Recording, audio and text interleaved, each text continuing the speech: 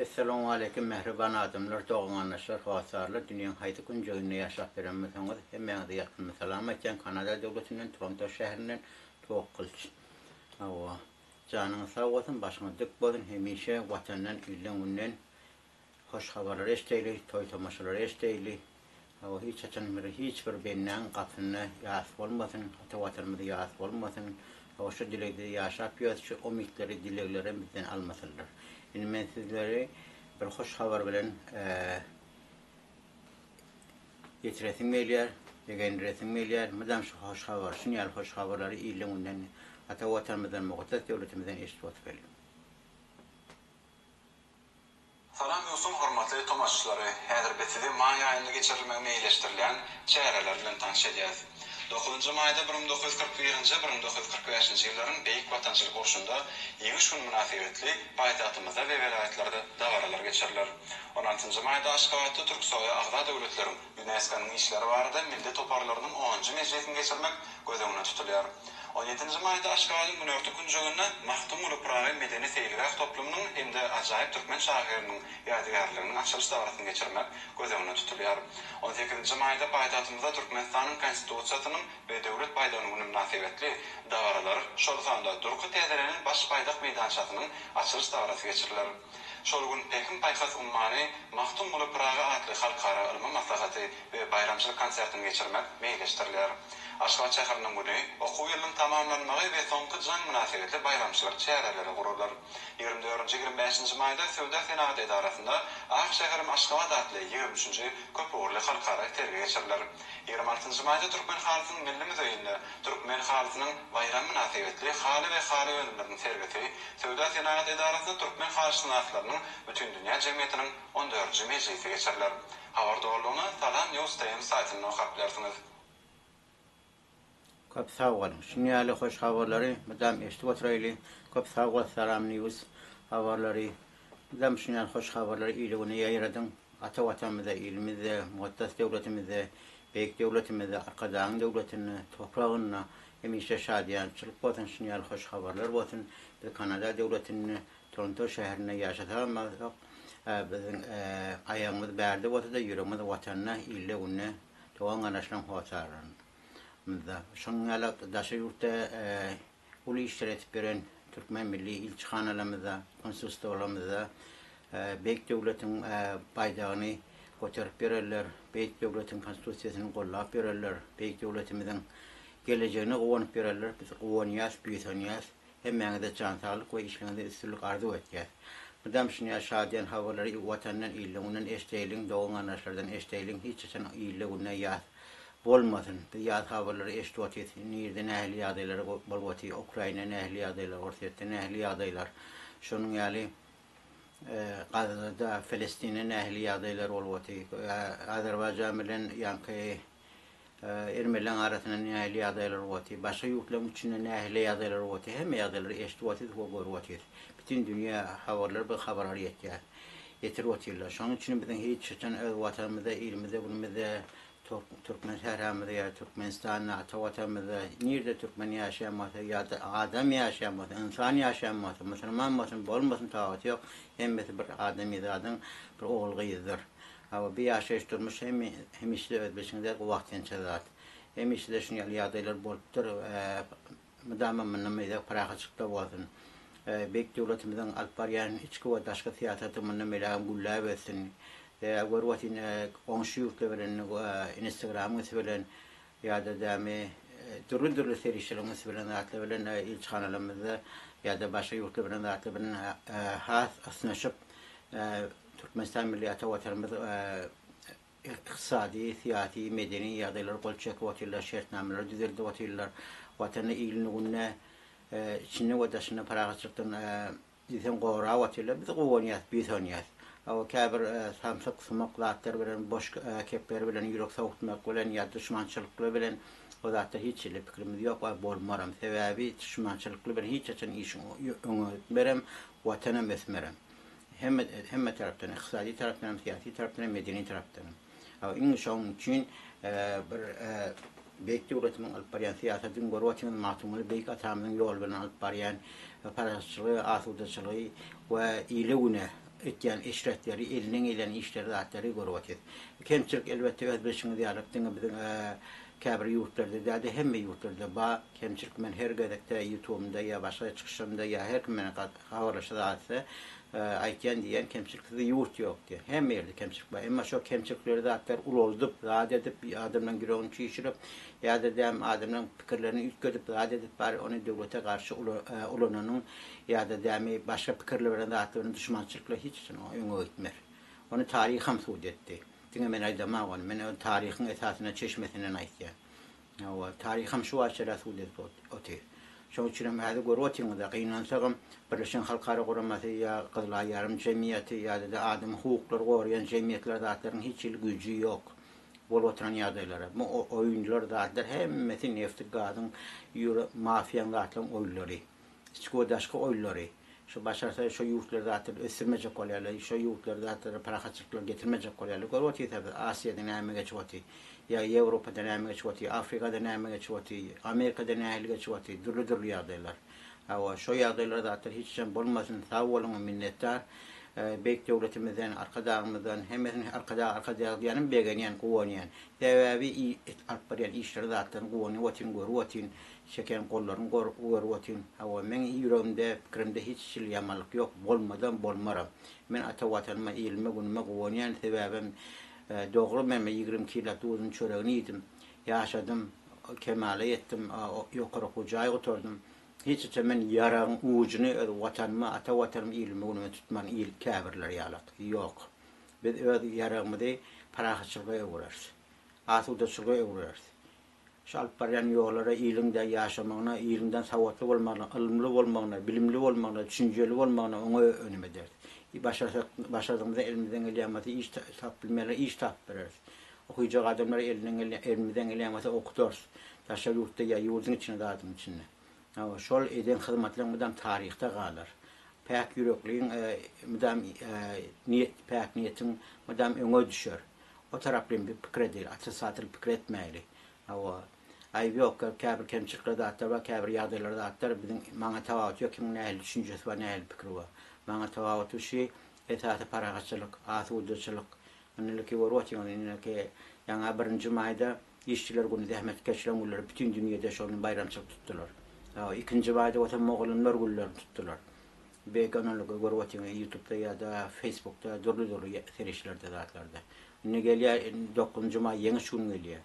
2-nji jahan urşunyň 26 million jemgyýet dargady. Netijesi näme boldy? Adama ziyançylyk etdi. Germaniýany 2 bölüdi. Şoňa ýagdaýlar, başga ýagdaýlar zatlar döretdiler. Şo ýagdaýlar bolmaýatyn hiç açan. Koreýany şoňa 2 bölüdi. Bizim de Türkmenlerimiz zaten hani Türkmen şehrinde yaşap ýöler, Awganistan Türkmen döwletlerinde yaşap ýöler, Karagarpykystanda yaşap ýöler. Ondan soň Özbekistanda, ýa-da Tajikistanda yaşap ýöler. Daşa ýurtlarda dürli ýerde yaşap ýöler. Görýänmi? Nähili bölünýärler. Nähili ýagdaýda şoň üçin bize agdy birlik gerek.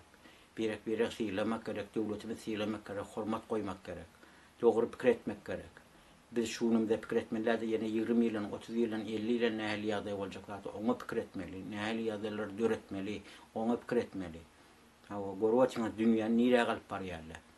Biziň elimizdemi şo? Ýok, biziň elimizde de. Adamyň eline zat ýok.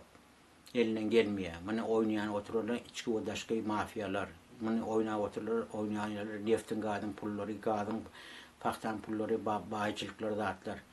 Ýurtdyşy özlerine garşy nemetipdämi şo baýlyklar zatlar alyp dem şolara garşy ýarag döretýärler, ýarag alyp ýarag satýarlar. Adamlaryň ýaşamatdy bilen zaýlýarlar. Adamlaryň alkoholik ýa-da näme arak nile o zatlar bilen zaýlýarlar. Adamlary başyny ýaşamatdylary zat we o zatlar hiçsin orgydyňdan aktyňdan hiç gaýdy gözi görmesin, görüyortiz biz. Nähili ýagdaýda haýsy ýurtda nähili ýagdaý bolup geçýär. Olar zatlar bolmaýarsyn. Görüyortiň içinden daşyndan o watanyňyzy, ýylyňyzy, günüňizi gorap otyrlar. Daşa ýurtda ilçixanalarymyzda ýolbaşçylar zatlar hyzmat baryny elde otyrlar. Elinden gelen hyzmatlar etýär. Diňe biz o kemçilik tarapdan seretmelerde gaw tarap bilen seretmeli. Hökmen seretmen şu taraplardan. Hemişe gaw tarap bilen seretsen gaw niýet bilen, ýaşy niýet bilen gaftan çykan gaw üçin hemişe ýaşy niýetden ýetersiň. Ben üçinjän pikirim şoňalyk. Bu man hemmeňde jan saglyk ve yurt parakasık arzu etyen gelinleşini bulunduğuna göre size de bir aydıma dinledeyin. Elbette aydımda da halkın derdi hava.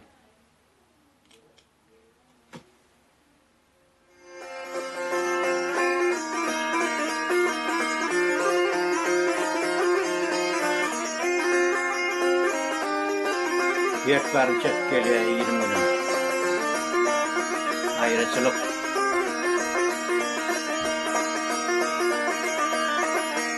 Ulgun ulgun yatır bu çegeler.